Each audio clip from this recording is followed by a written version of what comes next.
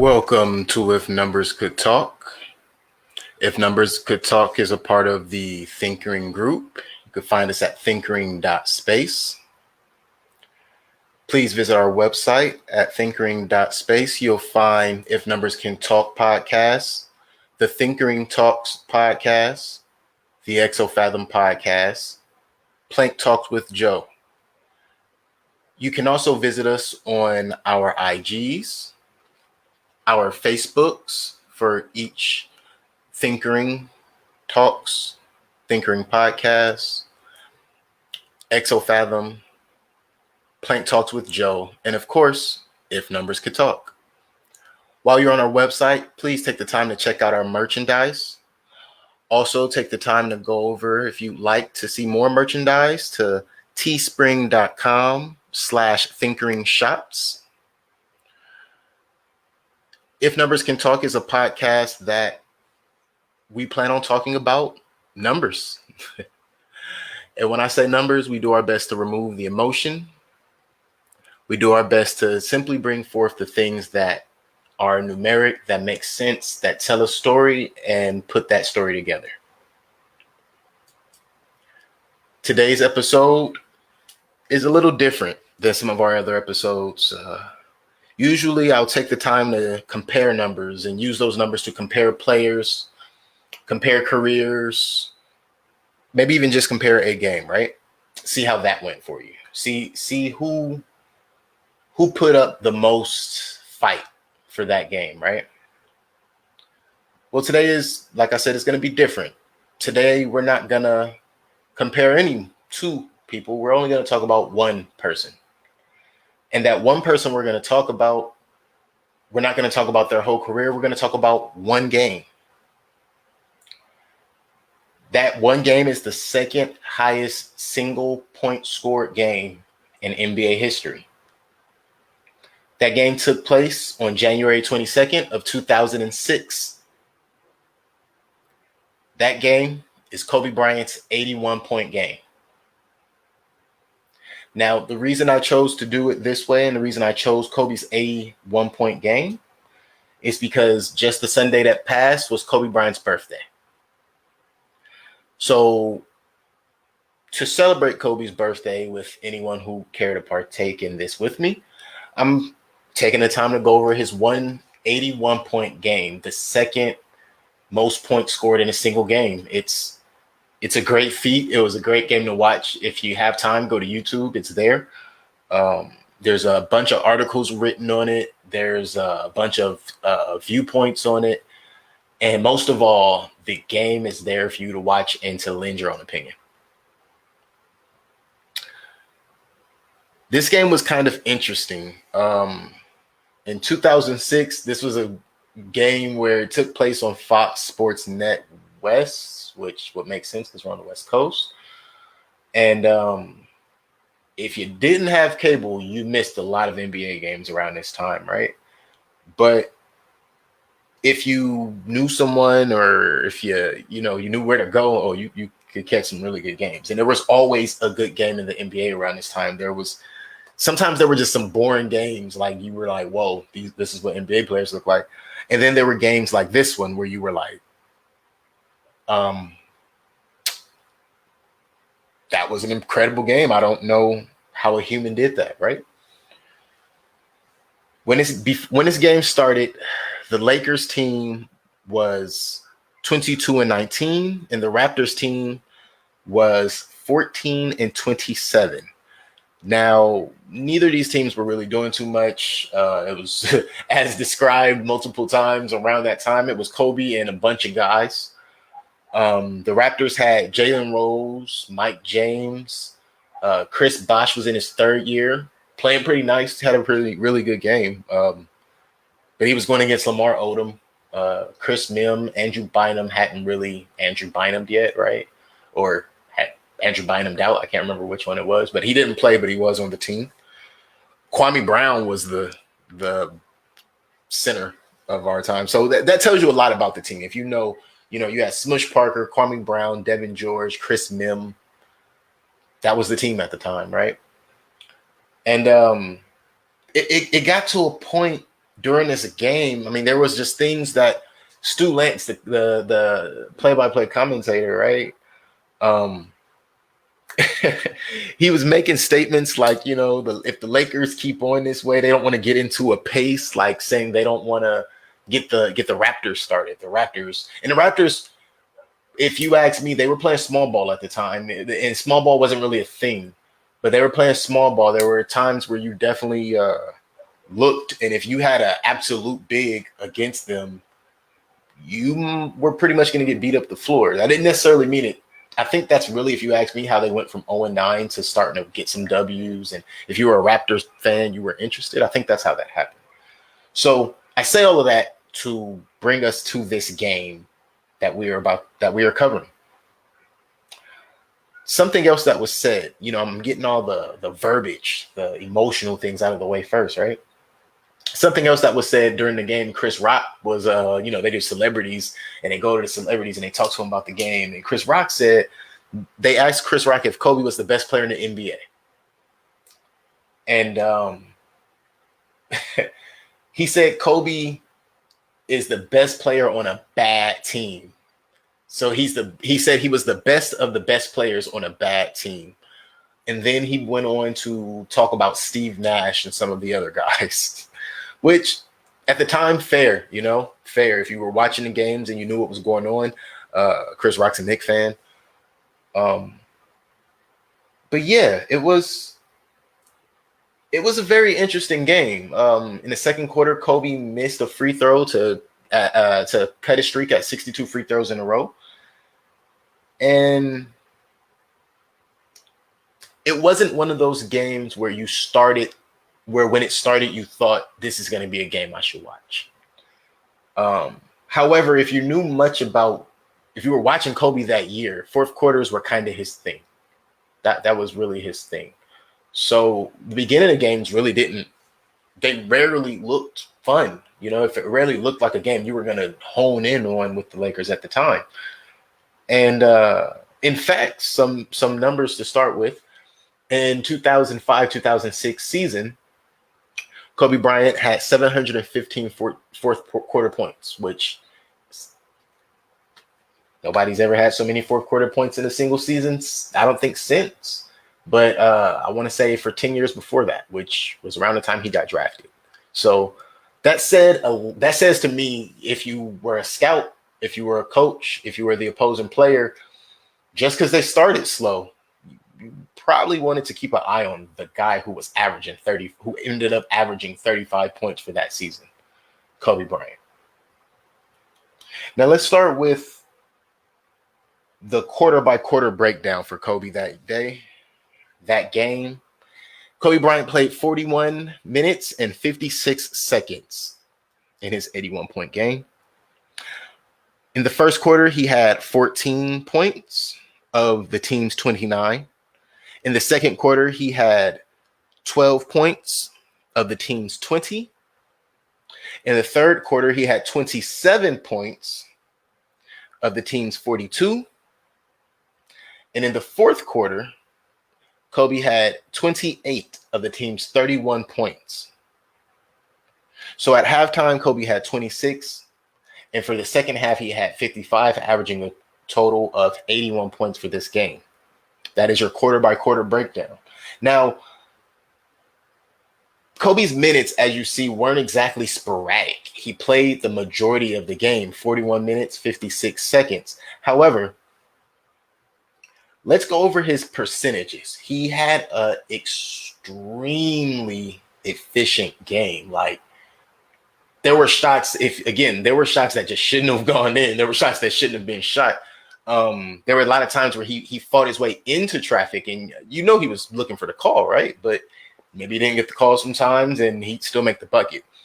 So for 2-point field goals, Kobe Bryant shot 46 shots, and he made 28 of 46 shots for a total of 60%. Kobe Bryant shot 60% when he scored 81 points. 60% for 2-pointers. 3-pointers, he shot 13 and made 7. 7 for 13 from the 3-point line. Kobe Bryant was shooting 54% from the three-point line the night he scored 81 points. He also shot 20 free throws and made 18 of those for a total of 90%. So 60% from the field, 54% from the three, 90% from the free throw line. When he started hitting, When he started making his shots, there was no question. Now, that's what Kobe did that night. Now, let me tell you a little about what he did this season, which is why it shouldn't really be as surprising what kind of a game he had. The 81 points is incredible, right? But he was having an incredible season. One of these nights, this night was bound to happen. Less than a month before, I want to say maybe 2 weeks before, he had 62. So Kobe was showing you who he was. And if you were a scout for another team and you weren't actively trying to stop him, well, in fact, I don't even know what I'm saying. They were actively trying to stop him. Every scout in the league, their entire week was dedicated to figuring out what he was going to do and how to send you at him. And he still figured it out. So let me not even do that. I'm sorry. If you were an NBA scout or you were associated with NBA scouts and you see this, I apologize for what I was alluding to. I know for a fact they game planned for this man. There was nothing they could do about it, right? Now, in the season of 2005-2006, Kobe averaged 35.4 points, 5.3 assists, 4.5 rebounds. That might be the other way around. Nah. 4.5 rebounds, 1.8 steals, 0.4 blocks, with 3.1 turnovers and 2.9 fouls. Percentage-wise, Kobe Bryant averaged 45% for the season from two, 35% for the season for three, and 85% for the season from free throw. So from the three, Kobe was having an average night, right? From the line, Kobe was having a little of above average night. It's from the field, however. The two-pointers, the layups, the couple of little dunks, right? The fast breaks. That's where he excelled the night he scored 81 points. He excelled in the fact that no matter what defense you threw at him, the ball was going in the hole. He shot 30. Let me make sure I read this correctly. I don't want anybody to come after me later, right?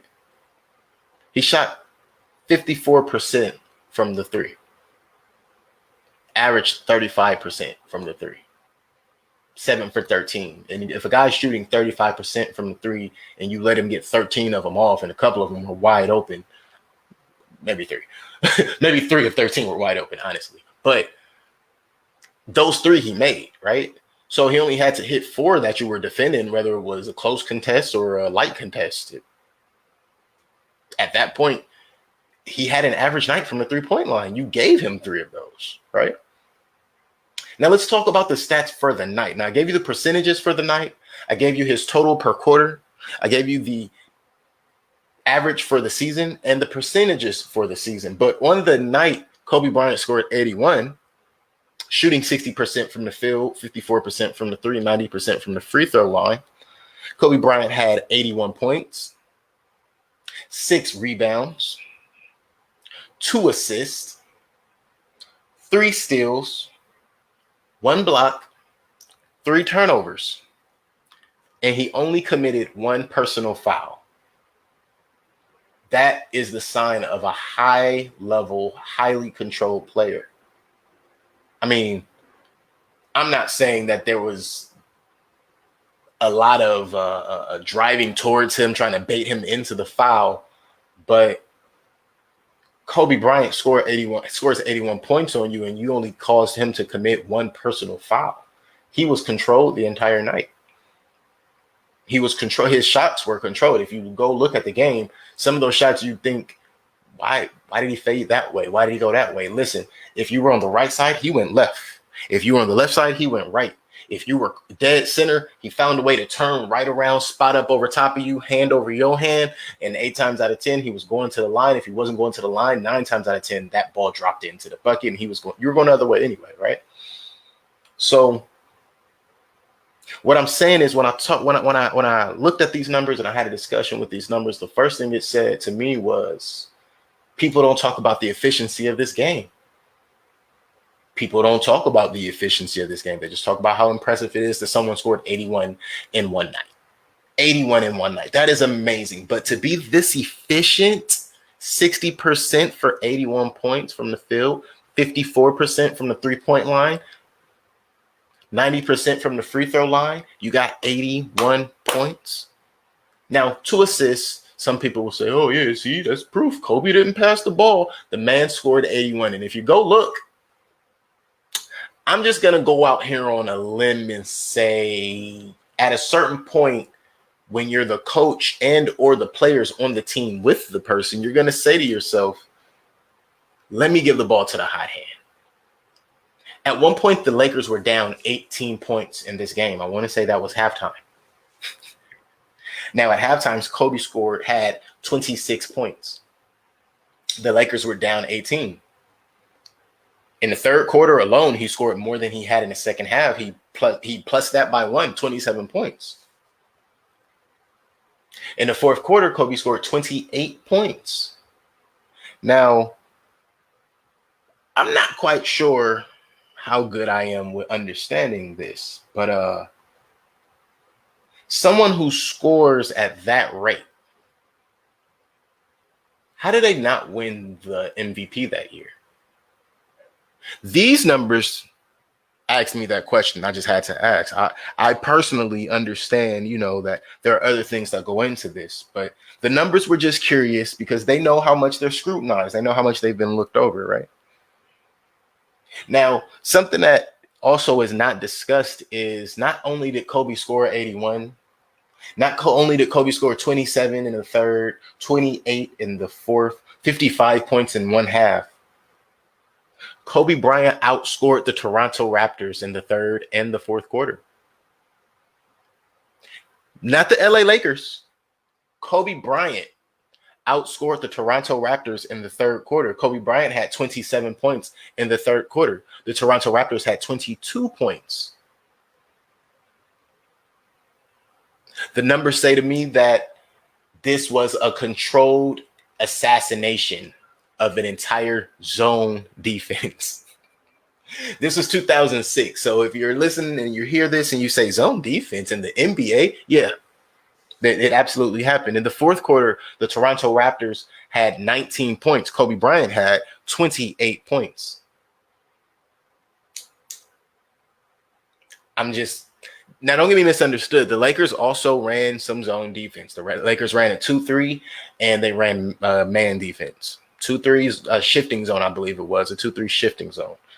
Now the Toronto Raptors at a certain point, of course, they realized, okay, the scout's done his job. Now the coaches have to do their job. Let's move some things around and try to run this guy off of his spot. So let's start when Kobe Bryant was not on the floor. The Lakers and the Raptors ran the exact same defenses when Kobe Bryant was not on the floor. The Raptors ran a 2-3. Sometimes they'd end up in a man defense when Kobe Bryant was not on the floor. However, when Kobe Bryant was on the floor, man, I remember watching the NBA back then, and there were a lot of different types of defenses, but I don't think I had ever noticed or ever saw. Maybe this didn't happen until this, or except for this game. I don't remember seeing so many defenses out of one team in one game. Like they were scrambling to figure it out, yet and still they never doubled Kobe Bryant. 1 + 1 = 2. 2 heads are better than one. Never happened. So when Kobe was on the floor, you saw out of the Toronto Raptors, you saw a box and one. You saw a 3-2. You saw a scramble man. If anyone doesn't understand what that is, that's you. They're scrambling back in transition, trying to man up. And unfortunately, early in the game, the Lakers couldn't convert. I mean, get down to the bucket. Big man's down there. He doesn't even turn around and shoot. Next thing you know, he turns around and shoot. Oh, here comes the help defender. Pop, block. It was very interesting. There was one point where they were running man-to-man, but they were running full court pressure on Kobe. And there was a point where everyone guarded Kobe. I remember seeing Jose Calderon, I think Mo Peterson, Mike James, Jalen Rose, I don't think Chris Bosh ever had that assignment that night. But it was incredible, the number of defenders that could not change this man's drive. Now, to say, there were other guys on the team, of course, right? Kobe scored 81. The final score for the Lakers was 122. The final score for the Raptors was 104. So the other guys scored a little bit. The next highest scorer behind 81 was Smush Parker with 13. The next scorer behind him was Chris Mim with 12. It wasn't until 7 minutes left in the fourth quarter that Lamar Odom scored his first bucket altogether. His very first shot came from mid-range jump shot in the fourth quarter. 7 minutes left to go in the game. All right. But it was at 6 minutes and 30 seconds to go left in the game. That's when you knew. That's when you knew. Kobe had 61 points. Kobe had 61 points with 6 minutes and 30 seconds left in the fourth quarter. And you thought to yourself, whoa, this is incredible. Like, we just saw him score 62. He's giving it to us again. He's going to break that. 62 was his career high at the time. He had just set that a month before. Or, again, a couple of weeks before. I don't even think it was a month. I do not think it was a month. It may have been, like I said, roughly 2 weeks. We had just saw him score 62. So at 6 minutes and 30 seconds left, Kobe Bryant has 61 points. Now, at the 6 minute mark, it became a career night. That's when he hit 62, 63.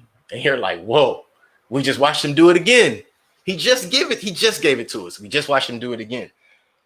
But about 30 seconds later, you knew something else was happening. At the 6 minute and 25 second mark, Kobe Bryant had 67 points, and he had become the number 2 single game most points scored position holder. He had the number 2 most points scored at 67, and he just kept going. I mean, at this point, it was no question. The ball was being fed to Kobe. Plays were being ran for Kobe. And there weren't no slice and triangle at this point. It was give him the ball, get out the way. Yeah, the double team's coming. He's still going to score. Oh, the triple team's coming. He's going to get between them. He's going to score. Oh, he beat them. He fakes to the right. 3 guys run right. He goes back to the left. Layup, hop step, floater. It just happened that way. And if you don't believe me, go watch it. Go watch it. So once Kobe made 67, it became a legendary night. It was a career night before. At 62, 5 points after career, it became legend. And the legend grew and grew and grew, and shot after shot and free throw after free throw. And it got to a point where I think they started fouling Kobe, or they started fouling in general, hoping he was being subbed out of the game. And he wasn't. He was just being sent to the line and shooting again and again. And then he hit 81, and then they pulled him out of the game. I remember this game because the second quarter made a slow impact on the rest of the team. It was like he came out and he said, all right, hey, give me the ball, pop, one shot. All right, hey, oh, try to get you involved. Try to get you involved. Oh, that doesn't happen. Okay, here we go, another shot. Try to get you involved. Try to get you involved. Oh, that doesn't happen. Here, another shot. Oh, there you go. Okay, somebody got another one for me. Oh, here we go. Oh, move the ball, move the ball. Got you. Another guy got a bucket. Here we go. Okay, we got some rhythm. Second quarter, I think, is when it showed. That game is the definition of a slow burn to me. Every time I watch it over, every time I think of it over, that game is the definition of not giving up and a slow burn. Mind you, that run I'm talking about in the second quarter that I believe is when Kobe started his run towards 81, whether consciously or subconsciously. I believe that's when it started. when he came back in the 6-minute mark of the second quarter. It was interesting because they were still down big. They were still down 18. And I felt like, hey, we might have a chance based on the small run where Kobe Bryant scored 12 of 17 points in the second quarter. Come back in the third quarter, 27 to you. Okay? Come back in fourth quarter, boom, 28 to you. It was a freight. He was a freight train before. No, excuse me, because you can't say before LeBron James, right? So I can't even call him a freight train. Kobe was the Black Mamba. He was a skilled assassin, swift. You didn't know which way he was going to go, but you knew it was coming. I want to say that around this time, Mamba mentality had just become a thing. He had just become the Black Mamba. He was still number 8. He was still number 8 when he scored 81. If you do not know that, Kobe was still number 8. They were wearing the Christmas whites. You know, this was my final year in high school, so it impacted me big. It was probably one of the greatest games to watch over and over and to discuss with your friends at the time. But what I must say about number 8, number 24, what I must say about the night he scored 81, the night Kobe Bryant scored 81, it didn't just show that basketball was still fun to watch. Again, it was a slow burn. It showed that no matter what, like at the time, there was a lot going on. People were saying a lot, oh, Kobe's a ball hog. He'll never be as good as, and you know, his game was kind of being questioned because of the turmoil after the shakeup, you know, after the three-peat, everything. But watch, I'll give it to you again. Kobe Bryant in 2005, 2006, to prove a point that I believe this year, the 2005-2006 season for Kobe Bryant was to prove a point. Okay. That point Kobe proved was I can score 35 points, get 5 boards, dish 4 assists, block the ball, steal the ball. And guess what? There's nothing you could do about it. You better stop the rest of these guys. You're not stopping me. Not stopping me. So I come to the conclusion, believing that these numbers say to me and say to everyone that the 81 points doesn't say be great at basketball. It says be great at everything you attempt. There were no short motions. There was no half movements. I believe if Kobe had tried to showboat on some of those moves, you know, he had a couple up and unders, double hand dunks. There was nothing showboaty though. I think if he had tried to, and I've heard it said before by guys like Jalen Rose who guarded him that game, had he tried to, you know, put some of the extra moves that we knew he had at the time, he probably wouldn't have hit 81. He may not have hit 62. But he was methodic. He was swift, slow to kill at the same time. And from quarter 2 to quarter 4, the assassination was real. It was real. And I'm grateful to have watched that game. Yesterday was Mamba Day. Sunday was Kobe Bryant's birthday. It's still 2020. So, you know, it hasn't been long. It's still 2020. So,